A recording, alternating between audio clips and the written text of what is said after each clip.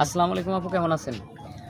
আলহামদুলিল্লাহ ভাইয়া ভালো আছি। আপনারা ভালো আছেন? আলহামদুলিল্লাহ, আমরা সবাই ভালো আছি। তো আমাদের এখানে যে অনুষ্ঠানে আমরা আমাদের ক্যামেরার সামনে আপনি আসছেন, তো আমাদের এখানে নিয়মিত যারা দর্শক আছে বা নতুন দর্শক আছে, সবাই আপনার জীবনের গল্প শোনার জন্য অপেক্ষায় আছে। জি। বলুন বলুন আমাদের ক্যামেরার সামনে আপনার কথা খুলে বলুন। আমি আজ অনেক দিন যাবত ভিডিও করতেছি, কিন্তু আমি এরকম কোনো ভালো মনের মানুষ পাই নাই। তো অসহায় গরিব বিদায় এই কারণে কোনো ছেলের আগায় আসে না। যদি আমার বাবার ধন দৌলত টাকা পয়সা সব থাকতো, অবশ্যই ছেলেদের জন্য আমার মা বাবা আমাকে ঘরে রাখতে পারতো না। আর এখন একটা ছেলের জন্য এই সব জায়গায় আইসা আমি আমার লাইফের সব ঘটনায় মিডিয়াতে আইসা আমি তুলে ধরছি। সব কিছু জেনে শুনেও আমাকে তারা বিয়ে করতে চায় না বা আমার লাইফে আসার জন্য কেউ আগ্রহী না। অনেক অনেক মেয়েরা আছে যাদের লাইফের সব ঘটনা লুকিয়ে রেখে বিয়ে করে। আমি তো ওরকম না, আমি মেয়েরে আসছি, আমার লাইফের সব সত্য ঘটনা বলছি, আমার বাবা কি করে তাও বলছি। সব কিছু জানা সত্ত্বেও কোনো ছেলে আসে না। তো আবার এইটাই মনে পুনরায় হয়। আপনার বাবা কি করে? বাবা রিক্সা চালায়, আমার বাবা মধ্যবিত্ত, আমার ফ্যামিলি মধ্যবিত্ত, এগুলো আমি বলছি বাস্তবতা যেটা, কিন্তু তা ওনারা করে না। আর যে অনেক অনেক মেয়েরা আছে যারা মিথ্যা কথা বলে ছেলেদের সাথে সম্পর্ক করে, ওই মেয়েরা ভালো। যারা বাস্তব সত্য ঘটনা বলে তাদেরকে ছেলেরা করে না। তো এইটাই, এরকম কোনো মানুষ হয়তো পৃথিবীতে আমার জন্য জন্ম নেয় নাই যে আমার পাশে আসবে।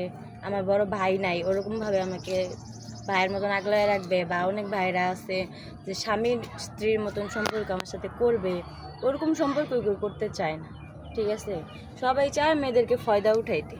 সব মেয়েরা হয়তো অনেক অনেক মেয়েরা আছে প্রতারণা করে, কিন্তু অনেক মেয়েদের জন্য যে আমাদেরকেও বলা হবে এমনটা কিন্তু না। হাতের 5টা আঙুল এক সমান না। তো ওরা প্রতারণা করছে, এই কারণে আমরাও প্রতারণা করব, এটা কিন্তু না।